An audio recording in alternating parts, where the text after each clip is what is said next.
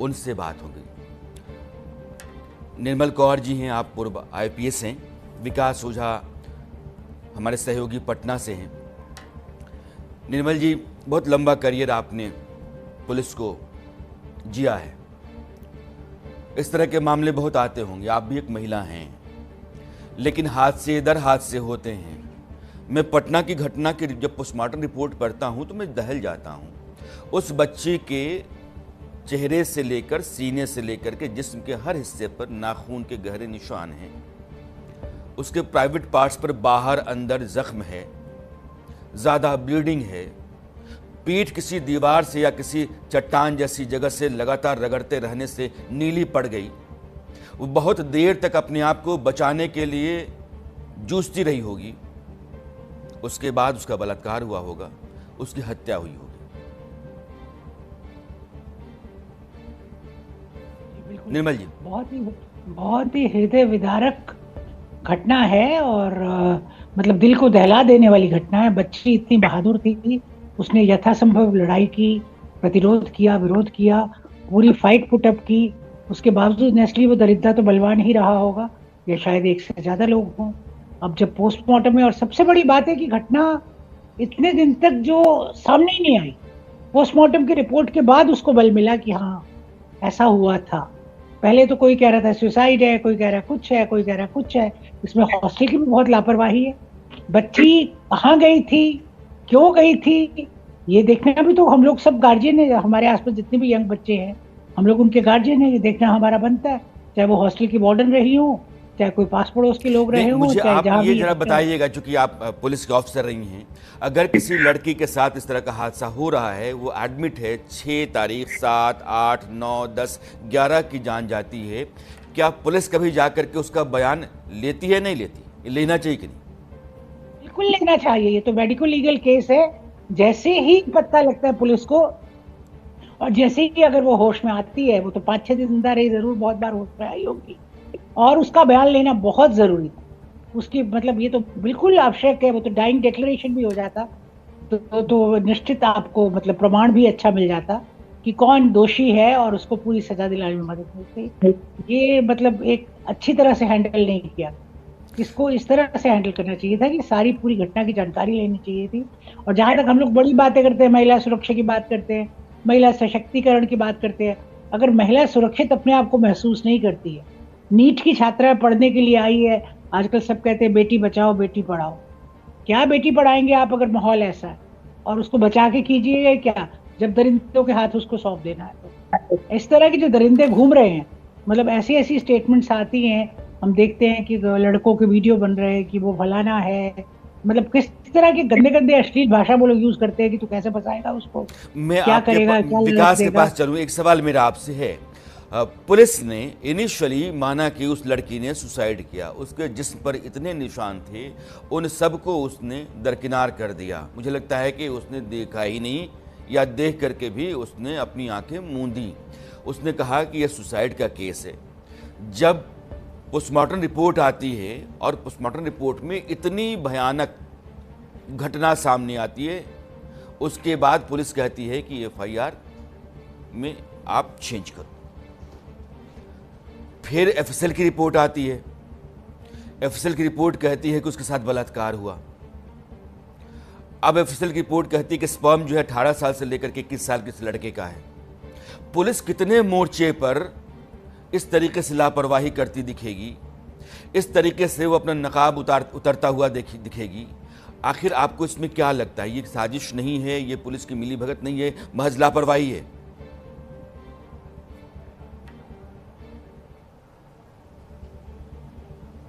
निर्मल जी, मेरा सवाल आपसे। अच्छा, मेरे से है, मैंने सोचा सॉरी। जी हाँ, बिल्कुल ये मिली भगत भी हो सकती है, और लापरवाही तो एकदम अकर्मण्यता और मतलब परले हद की लापरवाही तो पक्का पक्का है। और मिली भगत भी संभव है कि एक्यूज जो रहा हो, कोई प्रभावशाली व्यक्ति रहा हो, या किसी और कारण से विन ओवर कर लिया हो, ये भी कई बार होता है। परंतु लड़की के बदन पे इतनी चोटें हैं, इतने निशान हैं, उसका मतलब पोस्टमार्टम के अलावा जो हम लोग जो इंक्वेस्ट, जो मतलब शुरू में जो देखा जाता है, कम से कम सामान्य छानबीन में भी तो दिखाई दे जाता कि इतने नाखूनों के निशान है, इतनी चोटें हैं, पीठ एकदम नीली पड़ी हुई है, हार्ड है, पीठ पे पूरे नीले निशान है, किस तरह से आए होंगे। तो मतलब बहुत ही हिंसा उस लड़की से, जोर जबरदस्ती हिंसा हुई होगी, उसने जी फाइट मैं आता हूँ किया। विकास।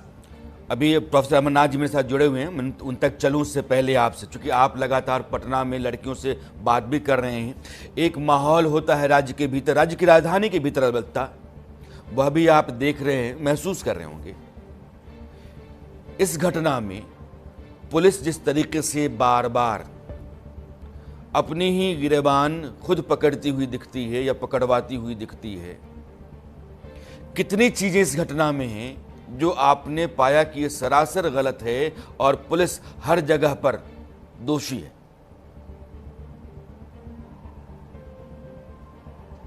जी बिल्कुल, देखिए सबसे पहले तो जब बच्ची को अस्पताल में 6 तारीख को एडमिट कराया गया, उसके बाद जब उसे होश आया, जब उसने अपनी मां को बताया कि उसके साथ गलत हुआ है, तो पहला गलती वहां पुलिस की कि वहां पर पुलिस को उस बच्ची का बयान लेना चाहिए था। दूसरी गलती, इस पूरे मामले पर पर्दा डालने की कोशिश की जा रही थी। पहले इस पूरे मामले में कहा गया कि ये आत्महत्या का मामला है, और इतना ही नहीं, एक आईपीएस अफसर यानी एसएसपी तक, एसएचओ से एसएसपी तक तमाम लोगों ने इसे आत्महत्या घोषित करने की तमाम नाकाम कोशिश की कि ये आत्महत्या का मामला है। दूसरी गलती यहां हुई। तीसरी सबसे बड़ी गलती ये हुई कि जब परिजन जो है वो धरना प्रदर्शन करने गए और विरोध जब दर्ज कराया, तब जाकर पुलिस हरकत में आई, मीडिया ने इसमें हस्तक्षेप किया, सामाजिक संस्था जो है उसने हस्तक्षेप किया, तब जाकर पुलिस हरकत में आई। और उसके बाद जब पोस्टमार्टम कराया गया तो इस पूरे जो पुलिस का जो खेल था कि इस पूरे मामले को आत्महत्या करार देकर इस फाइल को बंद कर देना, वो खेल बेनकाब हो गया। आत्महत्या में साफ तौर पर दुष्कर्म की संभावनाओं की तरफ इशारा किए गए थे। उसके बाद एफएसएल रिपोर्ट आई, एफएसएल रिपोर्ट में भी दुष्कर्म की संभावना पर जो है मुहर लग गई। और फिर दूसरी एफएसएल की रिपोर्ट आई जिसमें यह कहा गया कि जो बच्ची के अंडरगारमेंट्स में स्पर्म मिले थे वो 18 से 21 साल के बीच में मिले थे। तो पुलिस कई जगहों पर अब जो है वो इस तरीके से काम की जिस पर सवाल खड़े हो रहे हैं। तो चौथी गलती ये हुई। पांचवी सबसे बड़ी गलती हुई कि जो पीड़ित पक्ष है उससे विक्टिम की नहीं, मतलब उसे आरोपी की तरह जो है उनसे इंट्रोगेट किया गया, उनसे पूछताछ की गई, लगातार पूछताछ की गई। इतना दबाव बनाया जा रहा है जो पीड़ित पक्ष है उनके परिजनों पर कि उन्हें लगता नहीं है कि वो पीड़ित है या आरोपी है। लगातार पूछताछ, घंटों पूछताछ। तो पुलिस कहीं ना कहीं जो पीड़ित पक्ष है उस पर दबाव बनाने की भी कोशिश करती। ये पांचवी गलती। पुलिस लगातार इस मामले में पुलिस के जो दावे हैं, जो पुलिस कह रही है, वो तमाम चीजें जो है परत दर परत खुलती नजर आ रही है और ये सीधे तौर पर उस ओर इशारा कर रही है कि कहीं किसी ताकतवर इंसान को बचाने की कोशिश पुलिस तो नहीं कर रही। क्योंकि जिस वक्त ये पूरा मामला हुआ तो होटल संचालिका नूतन अग्रवाल को जब थाने में बिठाया गया था, जब रोका गया था, जब यही रोशनी कुमारी जिनको सस्पेंड किया गया इस मामले में, उनको किसके फोन पर छोड़ा गया, ये भी बड़ा सवाल है। तो तमाम तरह से कुल दर्जन भर से ज्यादा गलतियां पुलिस ने इस मामले में की और इन गलतियों को गलती नहीं कहा जाए, ये कहा जाए कि इस पूरे मामले की लीपापोती करने में दर्जन भर से ज्यादा जगह पर पुलिस जो है, पटना पुलिस जो है वो बेनकाब हुई है। जी, ये विकास को आप सुन रहे थे और विकास एक सिरे से लगातार पुलिस की नाकामियां गिना रहे थे। ये नाकामियां नहीं हैं, ये साजिशें हैं। जब कभी भी पुलिस रसूखदार मालदार लोगों की साठगांठ होती है तो वहां अपराध अराजक होता है। जब कभी पुलिस रसूखदार मालदार लोग मिल करके अपनी हुकूमत चलाते हैं तो वहां लोगों के भीतर डर भरता है। जब कभी पुलिस रसूखदार मालदार लोग मिल करके वहां लगाम गांठने की कोशिश करते हैं, आम आदमी को इंसाफ नहीं मिलता है। ये मामला सिर्फ एक केस का नहीं, पटना राजधानी के भीतर अगर एसएचओ से लेकर के एसएसपी तक उस बच्ची के पोस्टमार्टम रिपोर्ट आने से पहले कह रहे हैं कि सुसाइड है। अगर ये मीडिया के भीतर मामला इतना बड़ा नहीं होता, घर वाले उनके बाकी नाते रिश्तेदार मिलकर के वहाँ हंगामा नहीं काटते, वो एफआईआर उस तरीके से दर्ज नहीं होती, तो वो लड़की जो बहुत ही बर्बर तरीके से मारी गई, उसके साथ वहशियाना हरकत हुई, वो एक साधारण सुसाइड में तब्दील हो गई होती। ऐसी पता नहीं कितने लड़कियों के साथ होता होगा, ऐसा हादसा पता नहीं कहां कहां हो रहा होगा, और वो सब इसी तरीके से दबा दिए जा रहे होंगे। जब तक आप इतनी ऊंची आवाज ना उठाएं, इतना हंगामा ना काटें, आपको इंसाफ नहीं मिल सकता है। पुलिस लाइन पर काम करती नहीं दिख सकती है। फिर बहुत सारे सवाल हैं। ये अंधेर गर्दी है, जंगल राज है, जहां आप एक केस को लेकर चलते हैं। केस नहीं होता है ये, दरअसल राज्य के भीतर जो सिस्टम है, उस सिस्टम की कलई खुलती है, उसकी सच्चाई सामने आती है। और यही बिहार का सच है। कोई पुलिस का सिस्टम तो काम करता है। लड़की 5 दिनों तक छटपटा रही है, मां से बोल रही है मेरे साथ गुनाह हुआ है, आपने उसका बयान नहीं लिया। आपने पोस्टमार्टम रिपोर्ट आने से पहले कह दिया कि ये सुसाइड है। आपने जितनी मेहनत की कि उसने दवा कहां से ली और फिर उसका पूरा ट्रैक कहां से कहां तक चला, आपने गुनहगार को पकड़ने के लिए क्या किया? आप अभी तक जितने लोगों को पकड़े हुए हैं, 18 से 21 साल का आदमी अगर उससे बलात्कार करता है, वो कहां है? आपकी जांच कहां है? आप किधर जा रहे हैं? आपने 2 लोगों को सस्पेंड कर दिया, आने वाले समय में फिर सब लाइन पे आ जाएंगे, यही धंधा करेंगे। और ये गुनाह है। आपने कानून की वर्दी पहन करके कानून की रखवाली करने के नाम पर लगातार कानून का गला घोंट रहे हैं। आप गुनाह कर रहे हैं। मैं योगिता के पास आना चाहता हूं। प्रोफेसर अमरनाथ, मैं आपको थोड़ा सा रोकना चाहता हूं। योगिता, चूंकि आप पूरे देश में घूमती रहती हैं, महिलाओं के साथ जो भी अपराध है, उनके साथ अन्याय है, उसके लिए आप लड़ती रहती हैं। ये घटना भी है, और जब इस घटने का हम जिक्र कर रहे हैं तो देश में किसी हिस्से में, किसी कोने में एक लड़की के साथ ऐसी ही घटना हो रही होगी। जब तक सिस्टम अपनी जिम्मेदारी के साथ, ईमानदारी के साथ खड़ा नहीं होता है, बार बार आपको अपनी पूरी ताकत से लड़ना पड़ता है। कहां तक लड़ेगा आदमी? लेकिन इस घटना को लेकर के योगिता, मैं आपकी राय जानना चाहता हूं और आपका अनुभव जानना चाहता हूं। देखिए यशवंत जी, मैं आपको क्या बताऊं कि ये बहुत ही एक दुखदाई बात है कि सबसे ज़्यादा ऐसी जो कवर अप करा जाता है, जहां पर ये छुपाने की कोशिश जो लगातार रहती है, वो ज़्यादातर बिहार से ही आ रहा है। हालांकि दिल्ली में भी ऐसे मामले हमने हैंडल किए हैं जहां पर सुसाइड का नाम दे दिया। अगर आज तक हम कोर्ट में प्रूफ करने में लगे हैं कि उस बच्चे के साथ बलात्कार और हत्या हुई थी। ऐसे केसेस जगह जगह से हमें आते हैं। जब बिहार में ऐसी इस तरह की जहाँ पर हॉस्टल चल रहा हो, जहाँ पर शेल्टर होम्स चल रहे हो, जैसे कि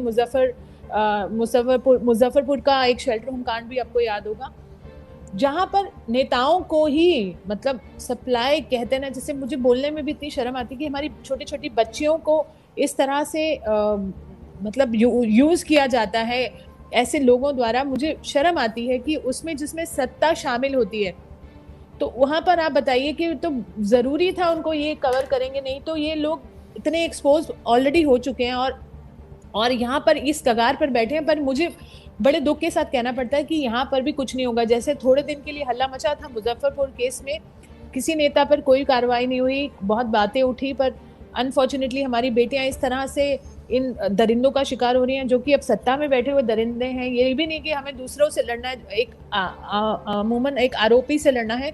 यहाँ तो सत्ताधारी लोग जो बेटियों के भक्षक बने हुए हैं, उनसे लड़ना है।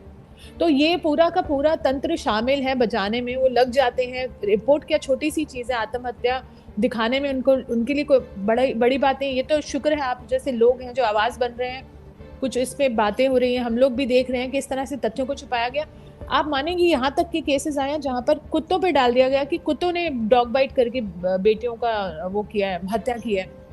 आसान है ना, सबसे अच्छा तरीका है छुपाने का, एक बेजुबान पर डाल दिया जाए या एक आत्महत्या दिखा दिया जाए। कौन पूछ रहा है? कौन इतने दलित और गरीब और मजबूर फैमिली से आकर आवाज उठाएगा और कौन उनकी आवाज सुनेगा? आपने देखा कैसे नेता आ रहे हैं, मुंह में तो वो पान चबा रहे हैं और फिर वो पीड़िता परिवार से बात कर रहे हैं और फोटो खिंचा के जाए जा रहे हैं वापस। तो मुझे ये बताइए कैसे बदलेंगी चीजें? बहुत दुख होता है जब इस पे राजनीति भी होती है, क्योंकि अभी इसमें तो राजनेता ही इन्वॉल्व है। क्या बोलेंगे आप? मतलब ये जो फोटो अपॉर्चुनिटी आप इस तरह के गंभीर संगीन मामलों में अपने लिए ढूंढते हैं, यह बयान सिर्फ महज अपनी एक औपचारिकता मान करके दे देते हैं। आपकी इंसानियत, आदमियत और आपकी जिम्मेदारी, इन तीनों पर जिस जिम्मेदारी के साथ आप जनप्रतिनिधि हैं, इन तीनों पर बहुत गंभीर सवाल उठता है और शर्म भी आती है। प्रोफेसर अमरनाथ, ये जो फॉरेंसिक रिपोर्ट्स होती हैं, ये किसी को सज़ा दिलाने में कितना कारगर होती हैं? जैसे इसमें भी मैं शायद, अगर आप जानते हो पूरे मामले को तो ठीक है, आपने पूरा कमरा बच्ची का जहां हुआ था उसको खुला छोड़ दिया था, वहां के सुराग सबूत जो भी होंगे वो मिटाए गए होंगे, बहुत मिट गए होंगे। लड़की का बयान पुलिस ने नहीं लिया, ठीक है, लेकिन जो एफएसएल की रिपोर्ट आई उसमें पता चला कि उसका रेप हुआ है। उसके कपड़ों पर जो स्पर्म है उससे पता चलता है कि 18 से 21 साल का कोई आदमी रहा होगा। ये कैसे तय होता है कि इसी उम्र का आदमी रहा होगा? जी देखिए, ये बहुत ही दुखदायी घटना है और ये हमारे सभ्य समाज के लिए एक अभिशाप है। ऐसी घटनाएं, जहाँ तक फॉरेंसिक पॉइंट ऑफ व्यू की बात हम करते हैं, तो जिस तरह रूम में नॉर्मल ही कोई केस हुआ हो, यदि कोई घटना है तो उसमें बयान लेना चाहिए, जो भी साक्ष्य हैं, जो भी कुछ एविडेंसेस हैं उसको कलेक्ट करना चाहिए।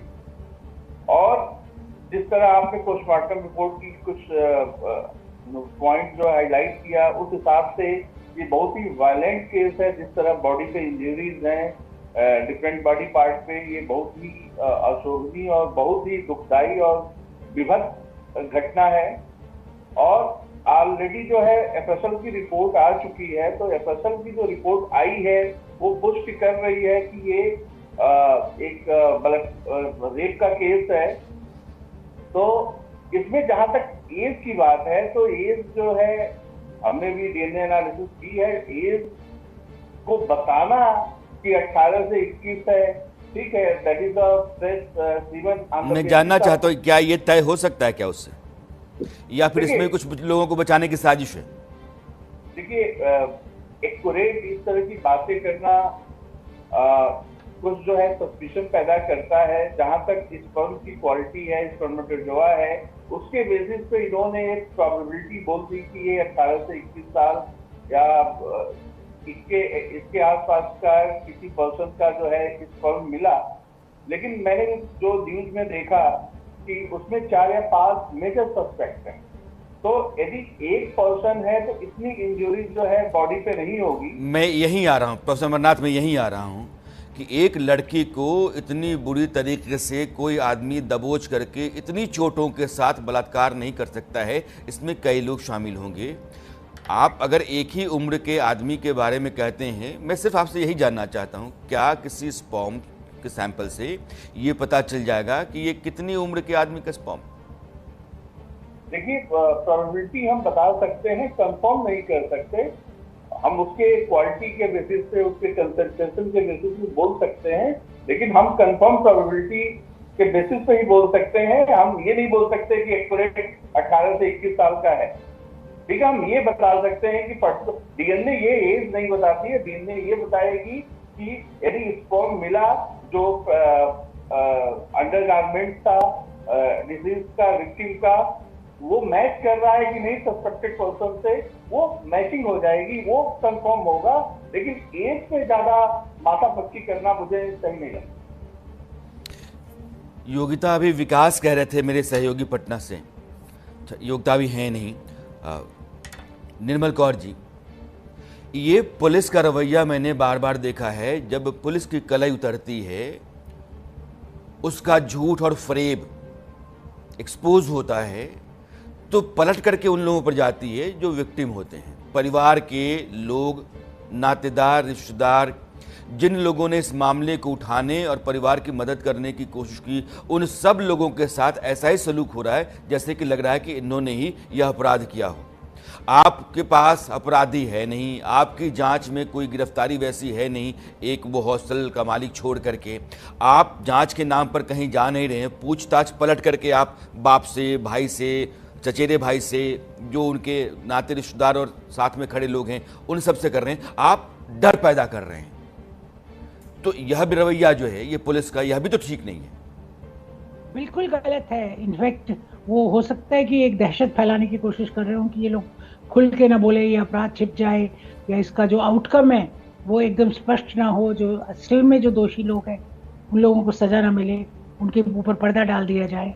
तो ये सब बातें एक्चुअली जो परिवार के लोग हैं या जो लोग परिवार की सहायता कर रहे हैं, लड़की के बारे में जो जानते हैं, लड़की के बारे में जो बता सकते हैं, उनको अगर आप डराइएगा धमकाइएगा तो कोई सच बात आपके सामने नहीं आएगी। तो ये सच्चाई की खोजबीन ना होके एक पर्दा डालने की बात हो जाती है अगर आप ऐसा करते हैं।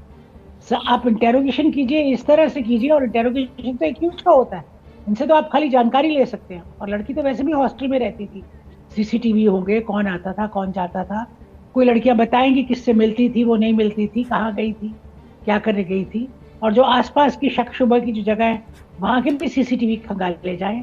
और सबसे तो जैसा हमारे थोड़े से फोरेंसिक के प्रोफेसर साहब ने कहा कि फाइनल तो है कि डीएनए टेस्ट से ऊपर कोई टेस्ट नहीं। वो तो अगर एक्यूज आपने अगर उस एम्बिट में ले आए, उन 5 या अगर उन 5 में से 1 या 2 है, जो भी है, अगर आप उनका डीएनए टेस्ट कराते हैं जो लड़की के उसमें मिला है, 7 का जो टेस्ट करा रहे हैं डीएनए टेस्ट, दरअसल ये मामला हमारे तो लिए एक पक्का बड़ा पता लग जाएगा। एक बड़ा सवाल है और इस पर व्यक्तिगत तौर पर मैं लगा हूँ। न्यूज़ इंडिया है और सवाल ये लड़ाई है नहीं, ये इंसाफ नहीं है। सिस्टम को सिस्टम की तरह काम करने की जो ज़रूरत है उसको आपको पैदा करना है।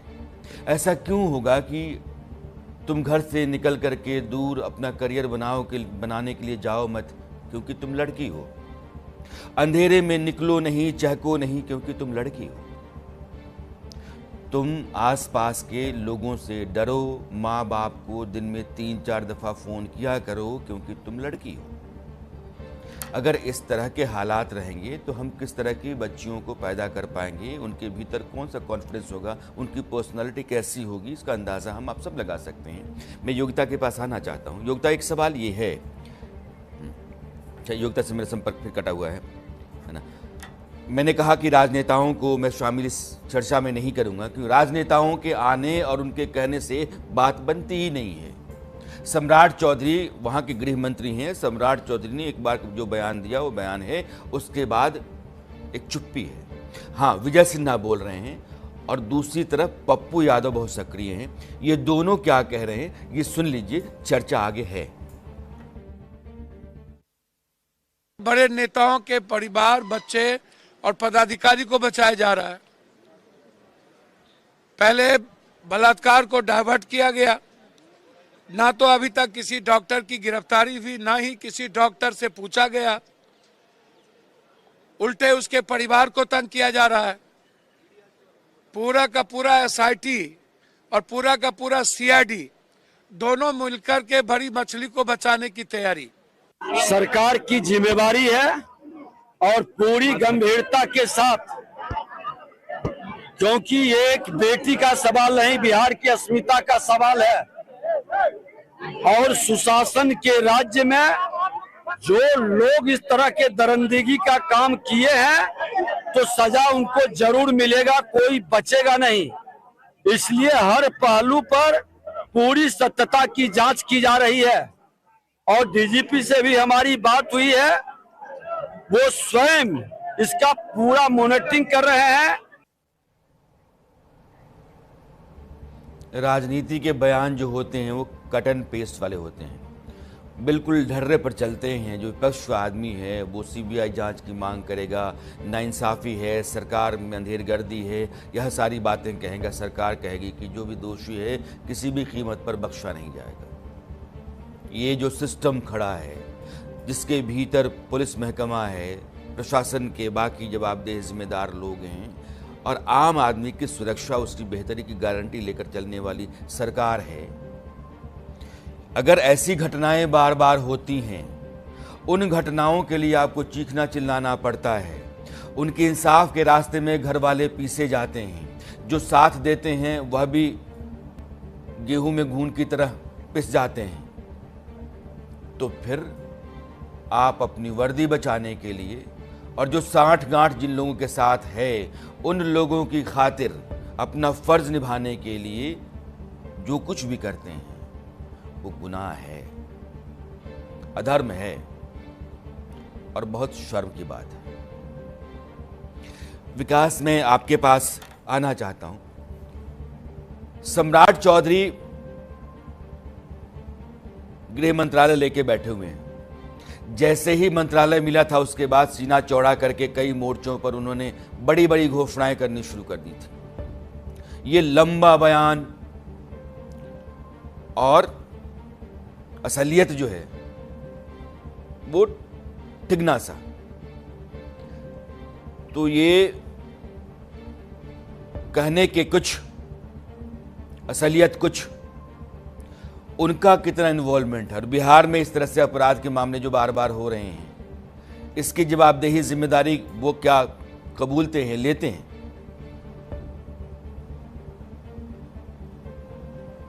देखिए, इस पूरे मामले और बिहार में बढ़ रहे अपराध को लेकर ये जो सरकार है, ये कभी भी ये एक्सेप्ट नहीं कर रही है कि बिहार में अपराध बढ़ रहे हैं। लेकिन जमीनी हकीकत यही है जो तस्वीर हम दिखा रहे हैं। आए दिन बलात्कार की घटना होती है, हत्या की घटना होती है। रही बात सम्राट चौधरी की, तो सम्राट चौधरी के बारे में विपक्ष के नेता अब कहने लगे हैं कि सम्राट चौधरी गृह विभाग क्या डिजर्व करते हैं, क्योंकि जिस तरीके से जांच हो रही है, पुलिसिया जांच हो रही है, जिस तरीके से पुलिसिया कार्रवाई हो रही है आए दिन बिहार में, उस तरीके से जो है वो विपक्ष असंतुष्ट है और इसको लेकर सम्राट चौधरी पर एक बड़ा सवाल खड़ा कर रहा है। लेकिन सबसे बड़ा सवाल ये है कि ये पटना नीट छात्रा कांड ने सिर्फ एक घटना नहीं है, इसने पूरे बिहार की तस्वीर बदल दी है। तस्वीर ये बदल दी है कि बिहार के कोने कोने से आने वाली बच्चियां अब डरी हुई हैं, उनके परिजन अब डरे हुए हैं।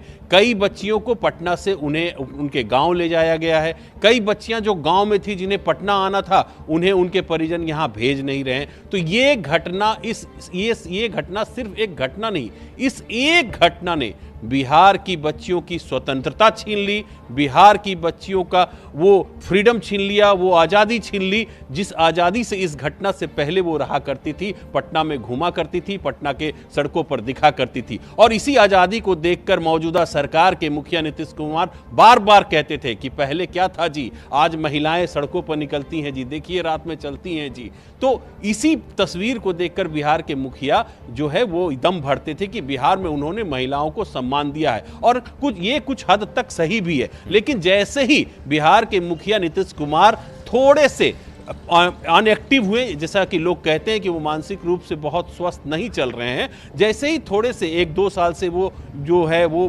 अनएक्टिव हुए, उसके बाद से जो चीजें हैं, जो तस्वीरें हैं, वो दिन ब दिन बदलती जा रही है। इस एक घटना ने बिहार की लाखों करोड़ों बच्चियों के भविष्य पर एक बड़ा प्रश्न चिन्ह खड़ा कर दिया है। जो बच्चियां गांवों में रहकर पटना आकर इंजीनियर, डॉक्टर बनने का सपना देख रही थी, उनके सपनों पर इस घटना ने पानी फेर दिया। और इसका एकमात्र गुनाहगार अगर कोई है तो वो है पुलिस। अगर पुलिस समय रहते इस पर कार्रवाई करती तो निश्चित तौर पर बिहार की बच्चियां अपने आप को सुरक्षित समझती। सरकार अगर पुलिस पर इस तरीके से काम करने का जो दबाव बनाती कि आपको निष्पक्ष कार्य करना है, तो आज तस्वीर बिल्कुल अलग होती। बिहार की हर बच्चियां अपने आप को सुरक्षित समझती। तो ये घटना सिर्फ एक घटना नहीं है, बिहार की लाखों करोड़ों बच्चियां, लड़कियां जो छात्रा हैं, उनके भविष्य पर एक बादल छा गया, एक अंधेरा छा गया है। जी, ये जो पुलिस की हनक और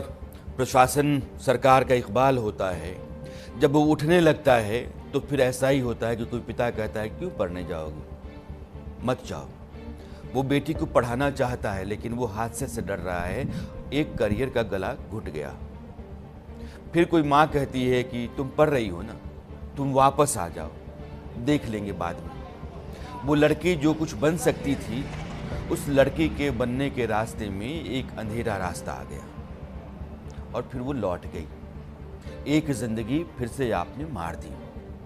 वो लड़की जिसके साथ बलात्कार हुआ, जिसकी बहुत बेरहमी से हत्या की गई, बर्बर तरीके से, उसने नीट क्वालिफाई किया था। अपने रैंक को बेहतर करने के लिए वो दोबारा अपीयर होने जा रही थी, यानी कि उसके भीतर बहुत सपने थे।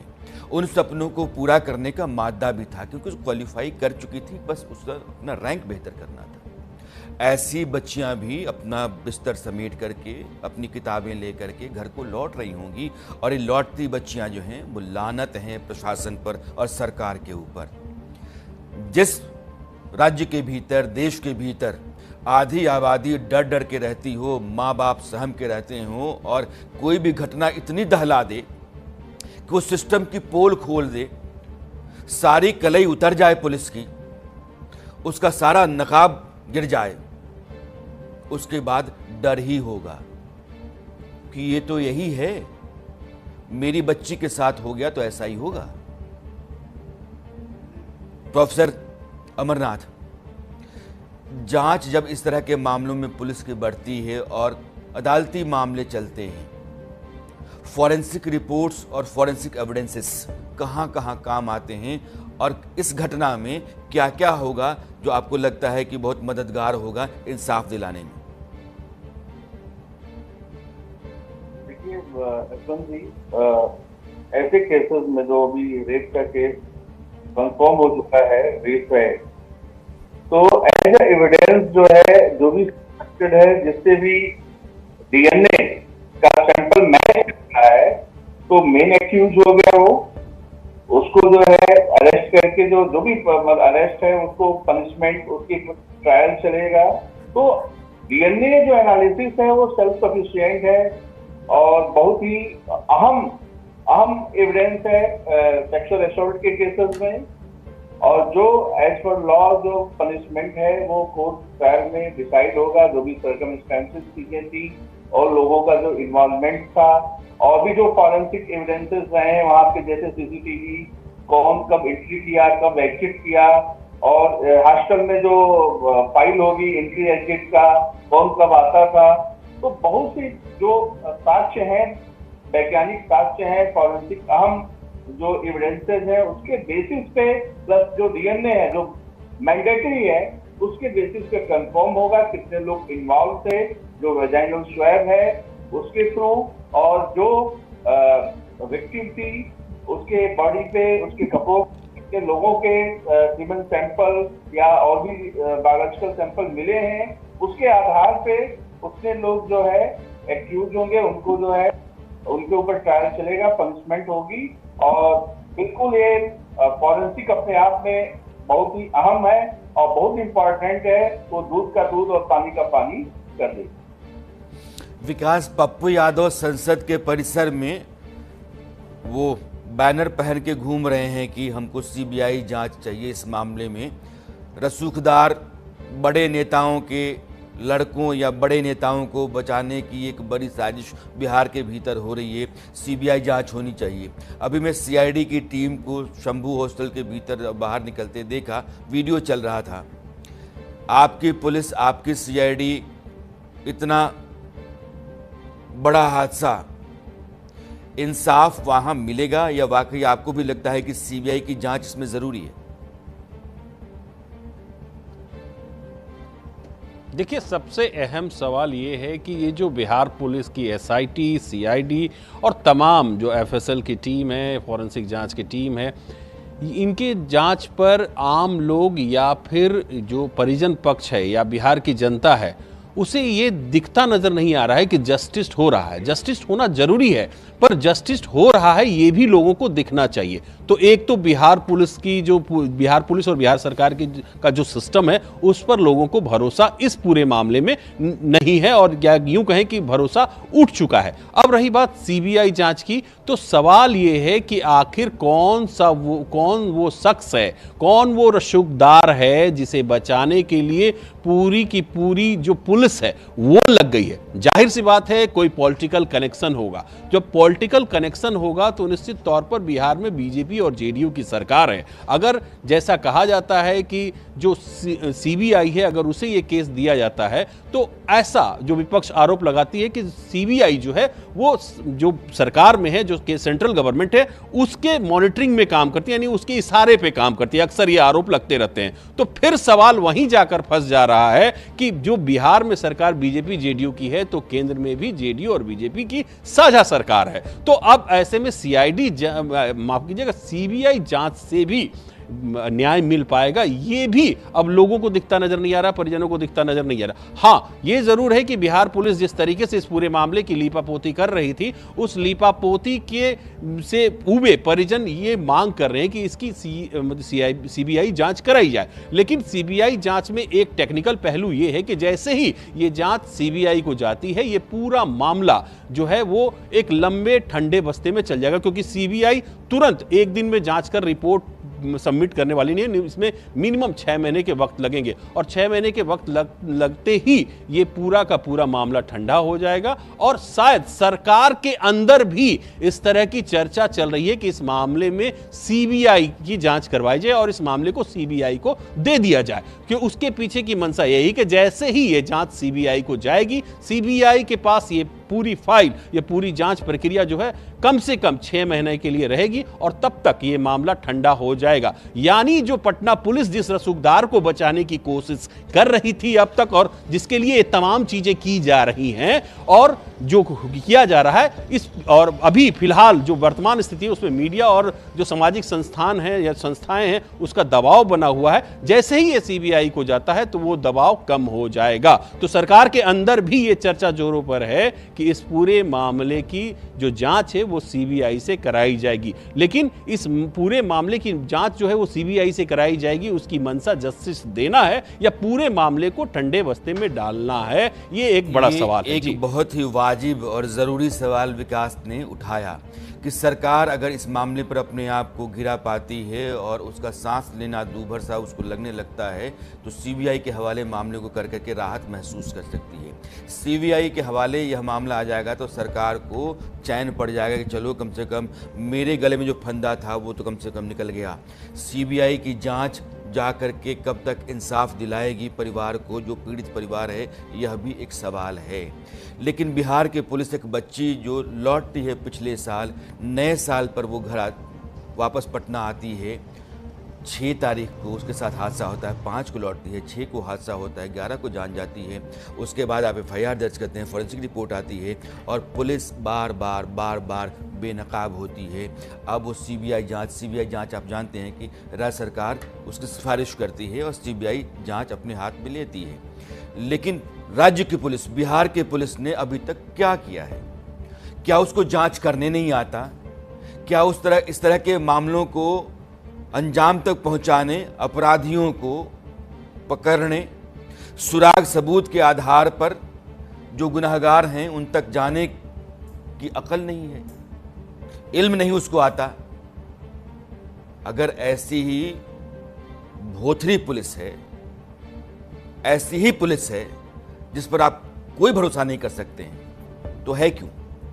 और विकास ने बहुत अच्छी बात पहले कही थी कि आपका SHO, आपका DSP, SP, SSP सब पोस्टमार्टम रिपोर्ट आने से पहले ही कह रहे हैं सुसाइड है। किसके लिए? एक नॉर्मल प्रोसेस होता है इन्वेस्टिगेशन का, तो आप वेट करते हैं। आपने वेट नहीं किया। जब उस लड़की के साथ बर्बर या हैवानियत हो गई, बर्बर अपराध उसके साथ हुआ, आपको उसका बयान लेना चाहिए था, आपने नहीं लिया। कितनी जगहों पर आपके गुनाह गिनाऊं? गुनाह दर गुनाह पुलिस के दामन पर हैं। 2 लोगों को सस्पेंड करने के बाद अगर आप समझते हैं कि आपने अपना फर्ज निभा लिया और ये जो लापरवाहियां थीं या फिर यह आपकी जो साजिश थी इस पर पर्दा डाल दिया, तो ये बात किसी और को समझाइएगा। ये बात आम आदमी भी समझता है और कम से कम हम लोग तो ठीक समझते हैं। परिवार जो पीड़ित है इंसाफ की आवाज़ उठा रहा है। बिहार के माँ बाप डरे हुए हैं, लड़कियों के भीतर दहशत है और सरकार पुलिस के ऊपर एक गंभीर संगीन सवाल है। जांच अभी तक कहीं नहीं जा रही है। सीबीआई के हवाले करके अगर राहत पाना चाहते हैं तो वो भी आपको नसीब शायद नहीं होगा। वक्त अभी इतना ही इजाज़त दे रहा है इस चर्चा को रखने का। मैं अपने सभी मेहमानों का शुक्रिया अदा करना चाहता हूं और आप दर्शकों से फिलहाल विदा ले रहा हूं।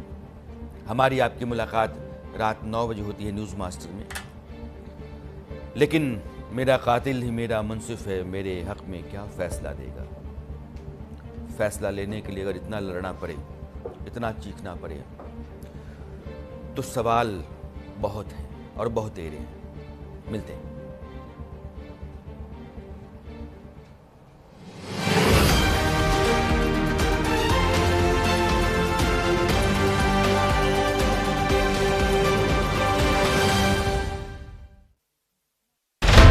कभी खेलों के मानचित्र पर उत्तर प्रदेश सिर्फ संभावनाओं का नाम था।